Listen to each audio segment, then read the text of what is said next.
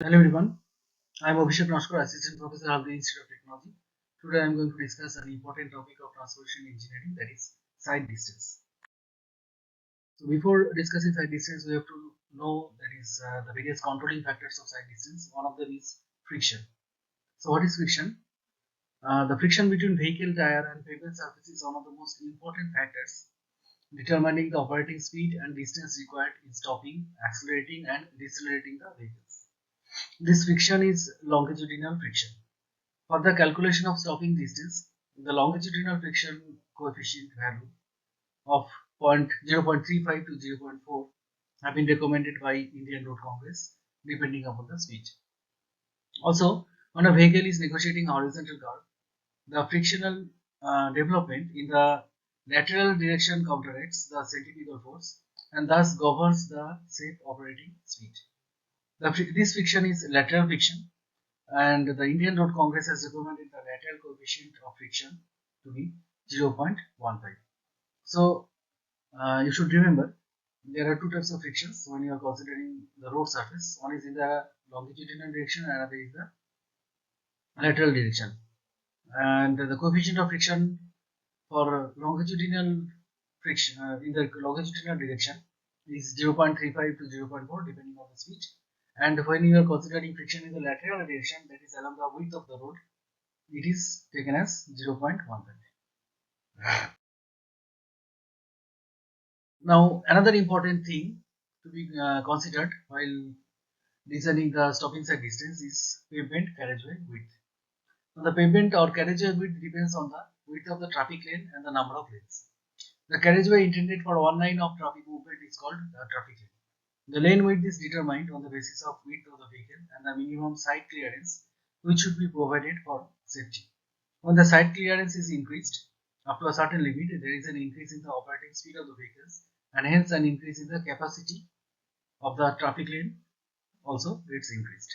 So keeping all this in view, a width of 3.75 meter is considered desirable for a road having single lane and for vehicles having maximum width of 2.44 meter, and for simplicity of calculations we should take it to be 2.5 meter. So for pavements having two or more lanes, we are taking the pavement width to be 3.5 meter into the number of lanes. So when there is a single lane road, its width should be taken to be 3.75 meter, and when there are multiple lanes, the width of the road should be 3.5 into the number of lanes. So here this picture depicts the distribution of width of the single lane and a double lane. So for a single lane, it is seen that the width of the vehicle, that is here we are taking the maximum dimension of the vehicles, which is 2.5 meter. Actually it is 2.44 meter. For simplicity we are taking it to be 2.5 meter.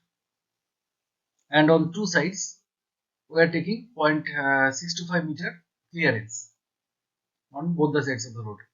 So by adding up, we are getting 3.75 meter for a single lane. Similarly, for a double lane, so here also we have taking maximum width of the vehicles, that is 2.5 meter. And at the center there is a gap of 1 meter, and on the two sides there is 0.5 meter gap on both the sides of the road. So adding up, we are getting 7 meter.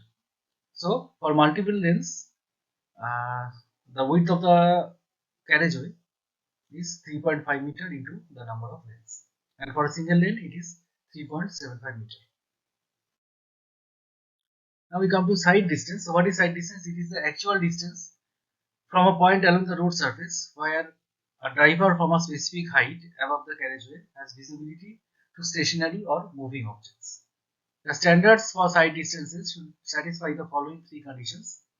That is, driver traveling at the design speed has sufficient side distance or length of the road visible ahead to stop the vehicle in case of any obstruction on the road ahead without collision. Drivers traveling at the design speed should be able to safely overtake at reasonable intervals the slower vehicle without causing obstruction or hazard to the traffic coming from the opposite direction. And drivers entering an uncontrolled intersection, which is particularly a four-lane intersection, has sufficient visibility to enable him to safely cross the intersection. So apart from these three situations mentioned above, the following side distances are considered by the IRC in the highway design purposes. The first one is intermediate side distance. So this is defined as twice the stopping side distance. When overtaking side distance cannot be provided due to restrictions at the site, intermediate side distance is to be provided to give limited overtaking opportunities to fast moving vehicles. And headlight side distance, as the name suggests, this is the distance visible to the driver of a vehicle during night time when there is no illumination of the road. That is the distance that is visible to the eyes of the driver, illuminated by the headlight of the vehicle itself. Other sources of light are not present. Now restrictions to side distances. So there are several restrictions of side distance. So it can be in the horizontal curves. So in the figure it is seen that on the right side of the road there is an obstruction. So vehicles to vehicles approaching from the two opposite directions, and because of this obstruction present on the right side of the road, they cannot see each other, and it is causing an obstruction to the side distance. So this is a case of side distance obstruction in the horizontal curve. Now this is a case of side distance obstruction in a vertical curve. So you can see that there is an object on the road, but it is hidden by the upper curve of the horizontal vertical curve. So any vehicle which is coming from the downside of the curve, it is the obstruction is not visible to the eyes of the driver. So here it is also a restriction to the side distance in the vertical curve. Now in a 4-lane intersection, there are also restriction of the side distance. So here in the figure you can see that on the left side of the road there is an obstruction, and it is causing obstruction to the side distance to the vehicles coming from the right angle direction, and if proper precautions are not taken, it will cause serious accidents. Now types of side distances. We have stopping side distance, overtaking side distance, and side distance at intersections. So stopping side distance is abbreviated as SSD, and overtaking side distance is abbreviated as OSD. Now stopping side distance, it is the minimum distance required by the driver of a running vehicle to bring it at rest safely without causing any collision with vehicle coming from opposite direction or with some stationary objects. It is also sometimes called non-passing side distance. The side distance depends on the following factors: the features of the road ahead, that is horizontal or vertical profile of the road, and traffic conditions. So just now I showed you that in a horizontal curve and in the vertical curve how the side distance gets restricted. Then the second factor is height of the driver's eye above the road surface. Now the vehicles that are driven, the vehicles are different vehicles have different dimensions. So a truck, the driver is, when it is a truck, a driver is sitting at a much higher position than the driver who is driving a four-wheeler car. So this height of the eyes of the driver also plays an important role in the sight distance, because higher is the eyes, the higher is the visibility. So height of the object and also the height of the object of on the road surface, that is if any object is there on the road surface, it also plays an important role in the calculation of the sight distance. So IRC has suggested the height of the eye level of the driver as 1.2 meter above the road surface, that is the minimum height, 1.2 meter, and if any object is there on the road surface, its height should be 0.15 meter above the road surface. Now factors controlling stopping side distance. The first one is total reaction time of the driver, then speed of the vehicle, efficiency of the brakes, frictional resistance between the road and the tires, and finally the gradient of the road, if any, and the total reaction time of the driver. Now first we come to total reaction time of the driver. So total reaction time of the driver is the time taken from the instant the object is visible to the eyes of the driver to the instant the brakes are effectively applied. The amount of time gap depends on several factors. Now, when a driver is seeing something in front of the road and the vehicle is in under motion, so there is a time gap between the objects that is present on the road. That is, the driver takes some time to understand the situation, and this time is known as the reaction time. So during this time, the vehicle travels a certain distance at the original speed or the design speed.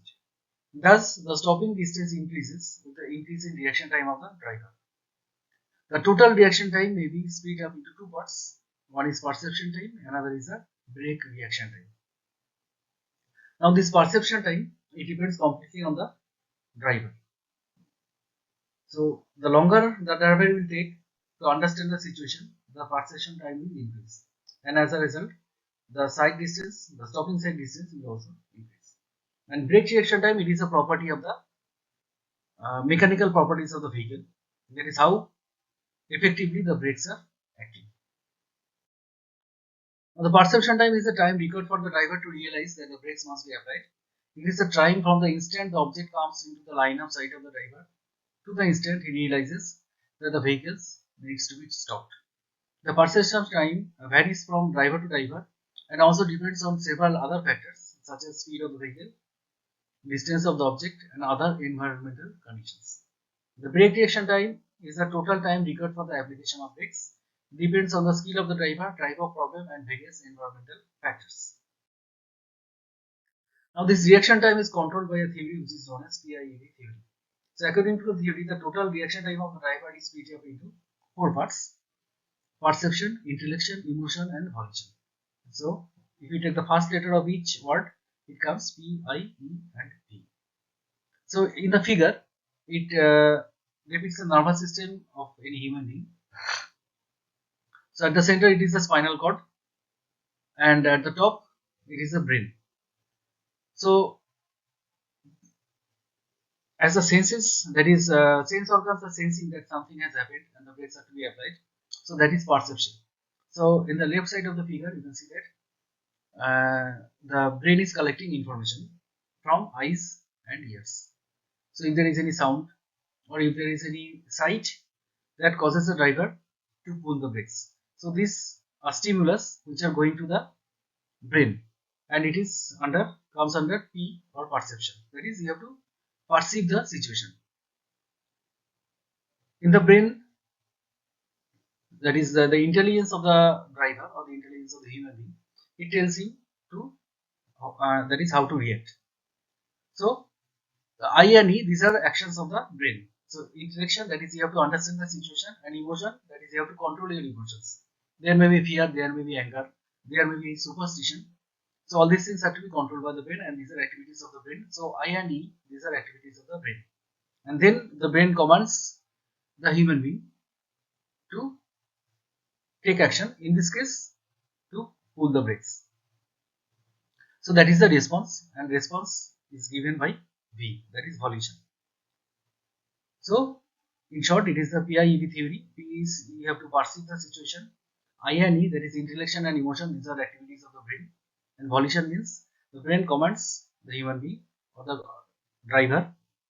That is, in this case, you have to pull the brakes and stop the car. So, this is actually the reflex action of the driver that something has happened, you have to stop the car and you have to pull the brakes. So, this is the perception time of the driver. The perception time is the time required for the sensations received by the eyes and ears to be transmitted to the brain through the nervous system and spinal cord. In other words, it is the time required to perceive an object or situation.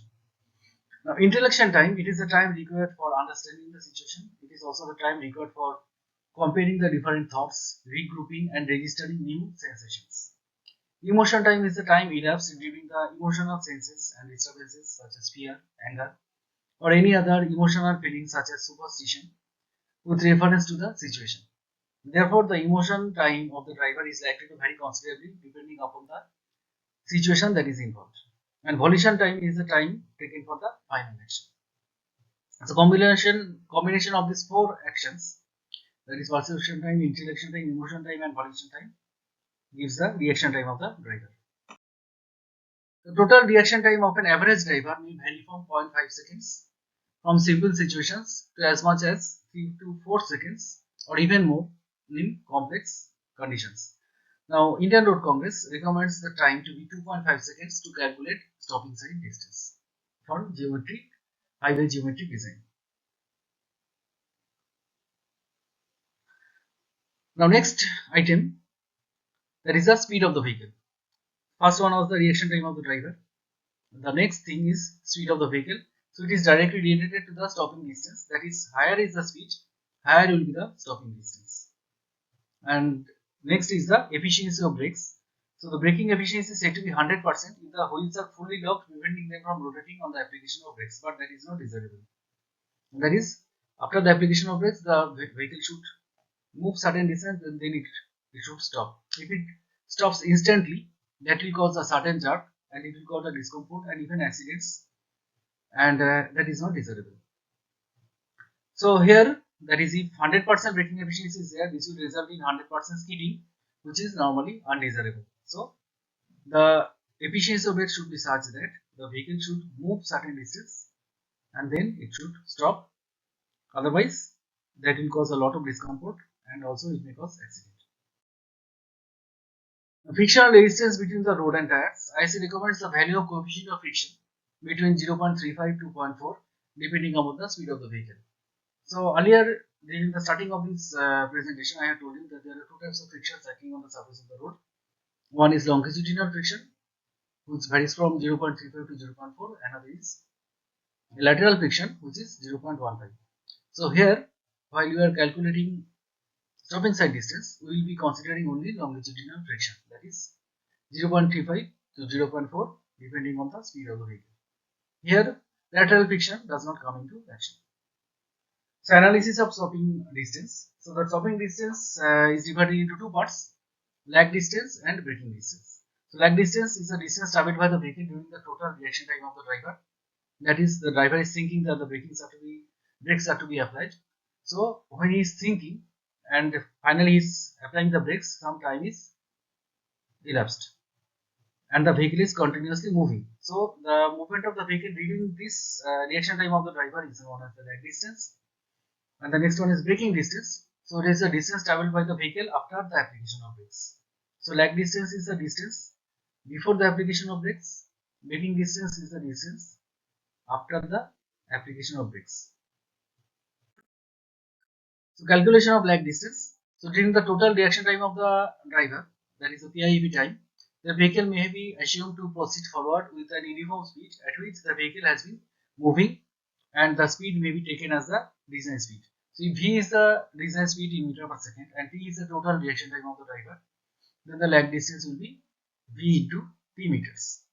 The IRC recommended the value of reaction time of driver to be 2.5 seconds for calculation of stopping distance unless otherwise specified.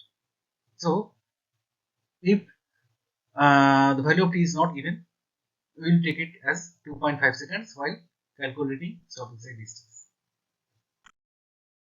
Now, braking distance, the coefficient of friction depends on several factors such as the type of the condition of the pavement and pavement surface and the tires. Also, the values of A decreases with increase in speed. So IRC has recommended the following values. That is for when the vehicle is moving at 20 to 30 kilometers per hour, the coefficient of friction should be taken as 0.4.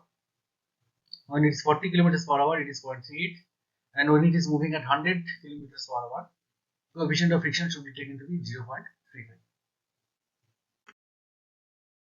Now, assuming a level road, the braking distance may be obtained by equating the work done in stopping the vehicle and the kinetic energy. Now, kinetic energy is given by half m square, where m is the mass of the vehicle and v is the velocity of the vehicle.